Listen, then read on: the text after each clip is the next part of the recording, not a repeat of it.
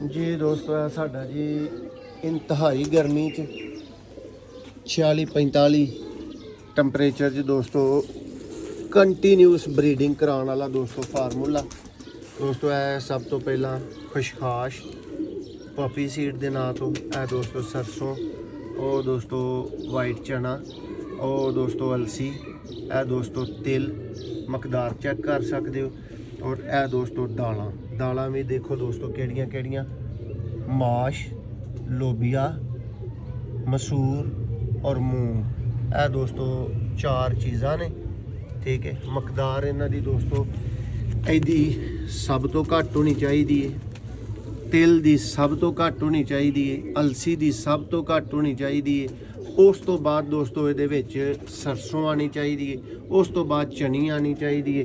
तो यह जिहड़ियां चीज़ां ने ना दोस्तों एवें एक अद्धी मुठ पान दे बराबर ही हुंदी है गल, लेकिन यह बहुत ज़रूरी है। प्रोटीन है, फाइबर है, जिहड़ा परिंदियां लई बहुत ज़्यादा ज़रूरी है। और वड्डी मकदार यह देखो दोस्तों, वड्डी मकदार देख रहे हो तुसी बाजरा।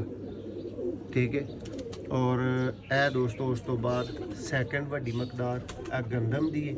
तो दोस्तों इनू अहीं मिक्स करांगे तुहाडे सामने भाई, इनू ज़रा कर दवो इकट्ठा ताकि दोस्त वेच सकन। दोस्तों तुसी अपनी राय दिओ, हर बंदे दी दोस्तों अपनी आजमाइश हुंदी है, अपने तरीके नाल उन्हें चलना हुंदा है। ते यह दोस्तों जिहड़ा मेरा आजमूदा तरीन दाना है ना, मैं तो दोस्तों तुहाडे सामने ज़रूर शो कीता ताकि तुसी भी भरा बहुत शार्ट मकदारां इन्हां चीज़ां दियां दोस्तों ऐड करके और अपने परिंदियां दी सेहत नूं बहाल रख सकदे हो। और उम्मीद करने जी भरावां नूं वीडियो भी पसंद आई होएगी। शार्ट मकदारां दोस्तों दालां दियां, शार्ट मकदार दोस्तों तिल दी, शार्ट मकदार दोस्तों अलसी दी और चनी दी, उस तो बाद फिर दोस्तों सरसों दी, उस तो बाद फिर दोस्तों इन्हां दिनां दे विच तुसीं बिल्कुल शार्ट मकदार दे विच भंग दा बीज शामिल कर सकदे हो। सर्दी च उहनूं ज़्यादा ऐड करना चाहिए। और बाजरा दोस्तों वड्डी तरीन मकदार ऐड होनी चाहिए है, जोद हज़म है और जल्दी हज़म होने वाली ये चीज़ है। यह दोस्तों गंदम है, तुहानूं पता है अक्सर इन्हां दिनां दे विच गंदम कौलियां दे विच पई रही जाती है, कबूतर दूसरा दाना चुक के लै जाते हैं। ठीक है दोस्तों, मैं यह वाइट वाली चनी पाना, कुछ भरा काले वाली पाते हैं, किसी ते भी कोई इतराज़ नहीं, हर किसी की अपनी मर्जी है।